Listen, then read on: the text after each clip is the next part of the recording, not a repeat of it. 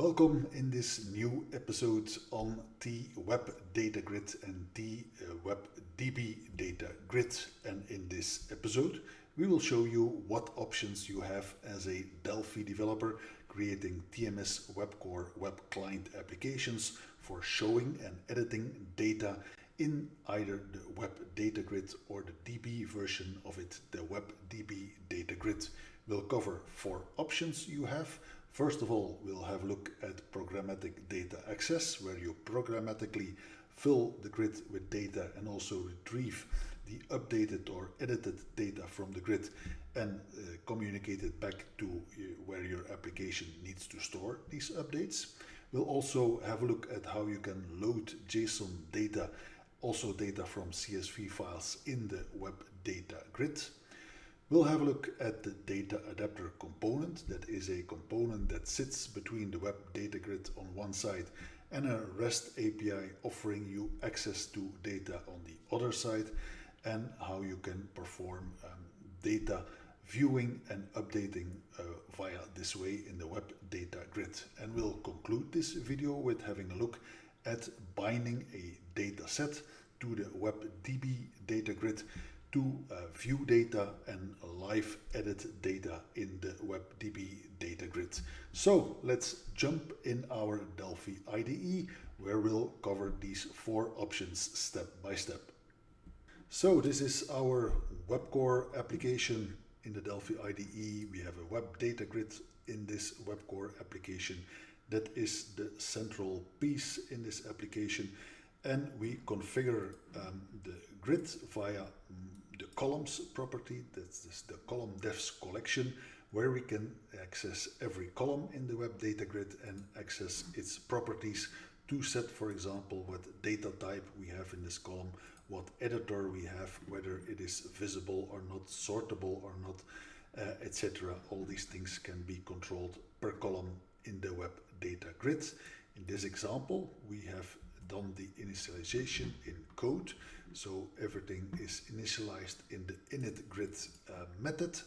And having a look at that code, we can see that we first clear any prior columns that might have been added, and we add 4 new columns. And then it's a matter of configuring each of these columns in the grid.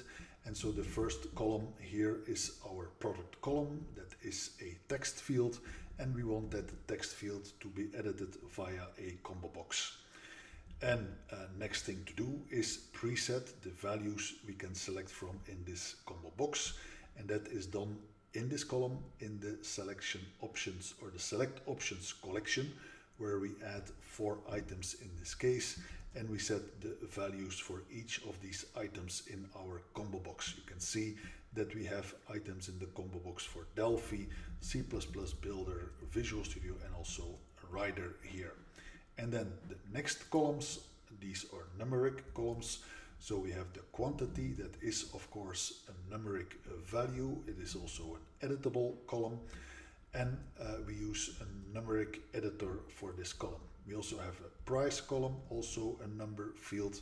And finally, we have the total column. That is a not editable column because the total value will be automatically calculated from the quantity and the price.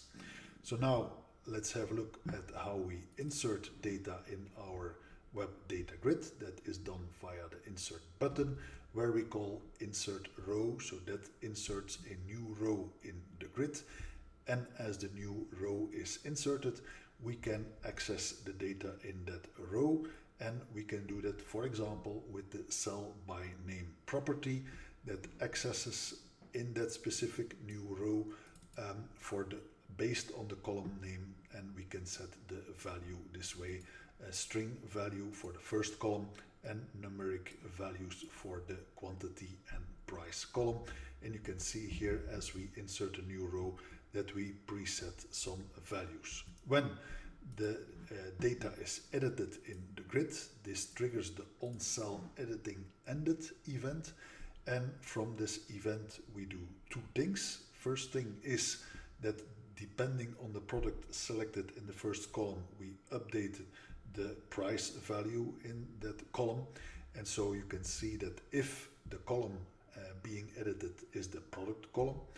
Then we check whether the value, the new value is in this case Delphi, and we preset a price for that same row to a predefined value, and the same applies for the other three options that we have for products in the first column. What we also do is perform a recalculation of the total column for that row being edited with this recalc method, inspecting what this does. Well, first of all, we retrieve as a numeric value the value of a price column and also the value of the quantity column, and we set the numeric calculation, the multiplication of price times quantity in the total column. So let's have a look at these things in action. So we compile, run the application, and it is started in our browser. So we have here the WebDataGrid with the 4 columns initialized, and we can insert a new row. You see the predefined value of that new row, and as we change the quantity, the total is updated. You can insert one more row, select a different product, select a different quantity, and you see that the total is automatically updated. Also, when I change the price to another value, it is automatically updated. So this is how you can programmatically preset data in our WebDataGrid, and also how you can act upon editing values in our grid and update other columns or cells, etc., all done programmatically. Next step that I want to show you is how you can load JSON data in our grid. Let's have a look at the code that is used for that. Code can be found here. What you see is same concept. We clear any prior column definitions that might exist, and we add 5 new columns. If we have a look at the JSON data that we will load, here you can see the JSON array that will be loaded. This is an item in that JSON array, and you can see that it has the brand, the model, the type is what we want to visualize, also the horsepower, and also the price. And all of that is loaded from this URL. It's a static file at this URL, so it is visualizing static data that is retrieved that we want to show you in this demo. So let's run the application again and load that data. You can see here all the information loaded in our WebDataGrid by that single method load from a JSON here in the code. And another step that I want to demonstrate is how we will load data from a CSV file. The CSV file I have here locally on my machine. I can visualize the data in that CSV file. So here you can see columns with a number of cities added in the CSV data, and the latitude, longitude, etc. of these specific cities in specific states. That is the data that we are going to load. We are going to upload this data from a local file, and we have used for that the web file upload component. This upload component has first of all the onDropped files event, so that event is triggered as I drop a file on that upload component. And here I can retrieve file by file of files that I have dropped on that component, and I can call the method getFileAsText. That means retrieve the content of that file as plain text, and as I call this method asynchronously, that data from the CSV file is loaded, and in turn it triggers the onGetFileAsText. So asynchronously at that moment the data has been retrieved, the plain text is retrieved, and the plain text is returned in this parameter a text of this event. And what we do here is we load from CSV string. So all the CSV data is as a string here in the first parameter, and here we specify the column delimiter and also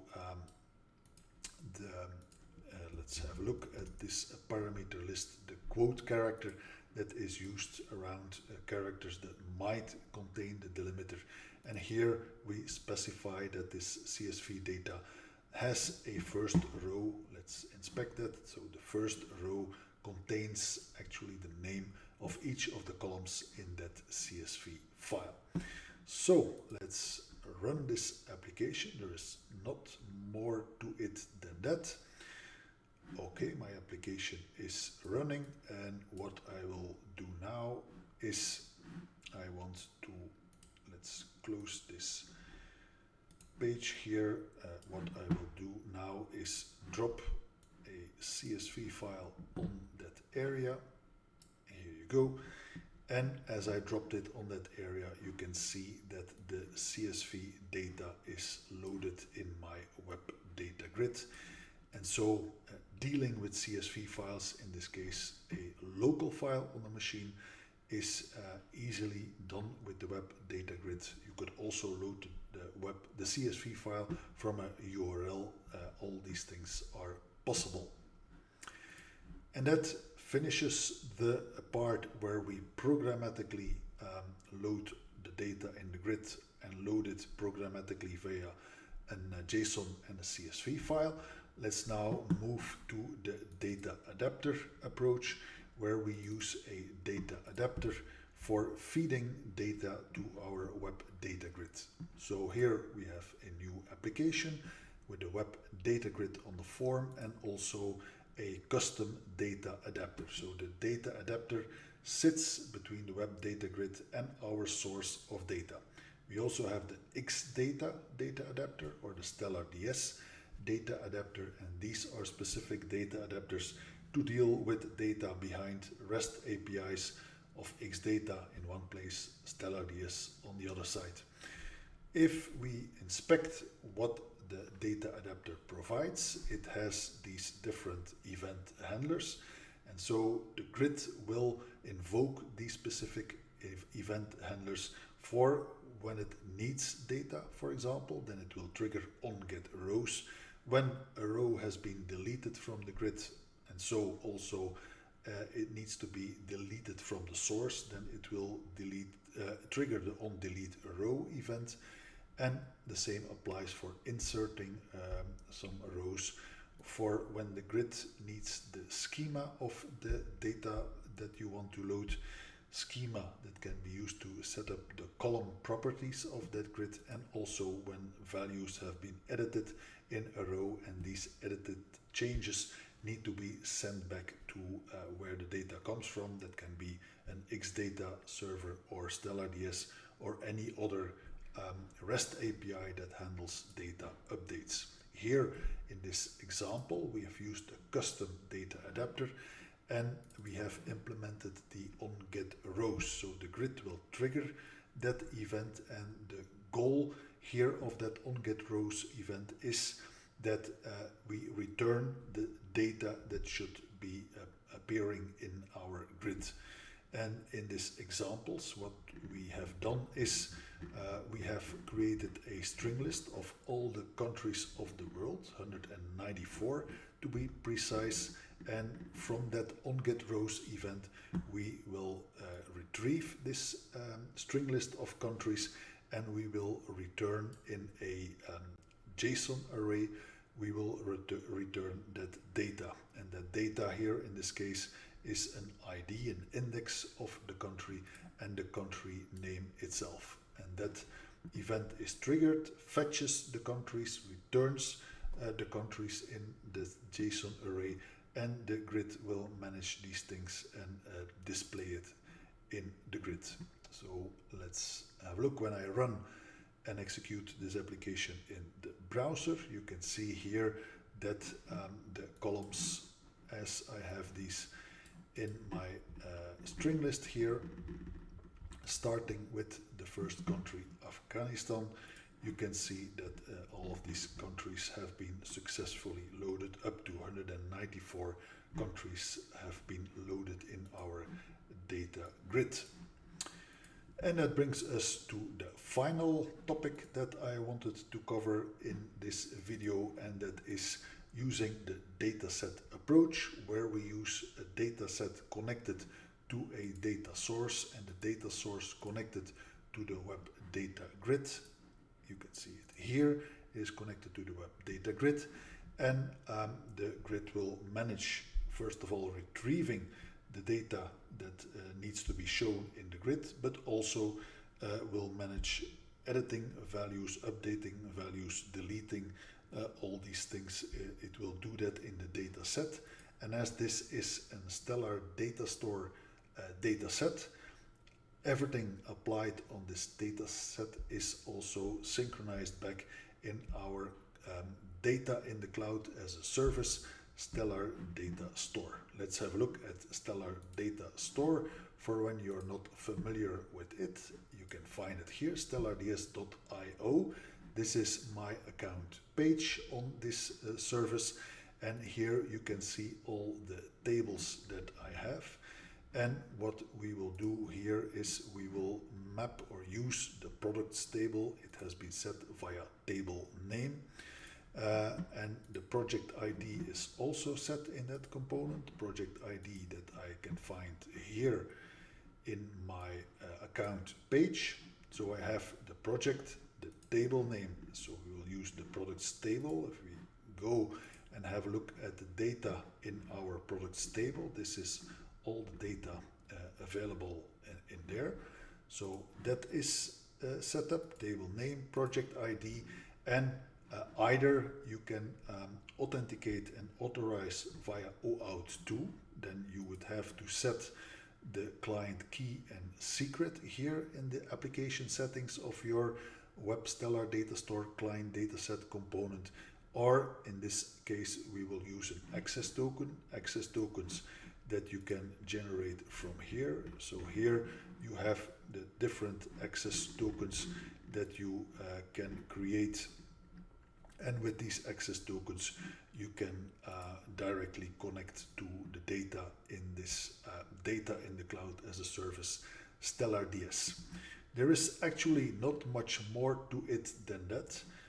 The only thing that I need to do from this button is activate the data set, and that is sufficient to make everything work. So the data set will become active, will be loaded with the data retrieved from the Stellar DS data store, and it will appear in the grid. And when I perform editing in our grid, make changes to data, that will be automatically updated in the data set, and that Stellar DS data set will automatically sync back these changes in the Stellar Data Store. So let's run my example and have a look at how that behaves. So here is my data grid, and here are the columns that I preset that I want to show and edit here. When I perform a connect, you can see that all the data is loaded. That is actually the data that we can see here under products. When I inspect the data and we have a look at the brand, for example, this is exactly here what we see in this grid. We see here that, for example, the rating is not specified here. So if I go and edit this value and set it to 10, and these edited changes have been pushed to our server, when I now would reload it, you can see that the rating also is updated live in Stellar DS automatically. So without any further line of code, as you can see, the only thing that happens here is setting the dataset to active. Without any further code that I needed to do, we can live edit data in the cloud, in this case in Stellar DS, but you could connect it as well to an XData dataset that is connected to your own XData data server, that is a REST API that gives you access to whatever data you have stored in your Xdata server. And that shows you the 4 different possibilities, options you have to work with WebDataGrid and the WebDBDataGrid to work with data, perform viewing, editing, updating, inserting, deleting data in your backend or other places from a web core web client application. So thank you for your time. Thanks for watching. Discover all these options in TMS Web Core. The WebDataGrid and WebDBDataGrid component are included. Stellar DS Access is also that component client dataset for accessing it is also part of TMS Web Core. You can combine it with Xdata, install and connect it with Xdata for that. And all these options are available for you as a Delphi developer to create exciting web client applications. Stay tuned for more content on our WebDataGrid and the DB version of it. We will go deeper into other areas of these components in next episodes. Thanks for watching for now. If you liked the video, don't forget to like it below. And if you want to stay informed of upcoming videos, don't forget to click the subscribe button. Thank you very much.